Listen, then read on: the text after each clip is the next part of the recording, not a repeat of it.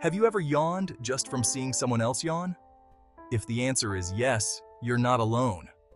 Studies suggest that yawning is a form of social synchronization.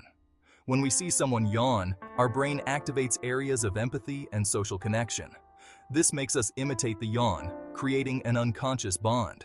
It's like our brain is saying, "We're in this together." Contagious yawning also regulates brain temperature. Yawning helps to cool down the brain, keeping it at an ideal temperature. This explains why we yawn more in warm environments or when we are tired. So, the next time you catch a yawn, remember, it's your brain adjusting and connecting. So, who's yawning already? Leave a yawn emoji in the comments if you yawned.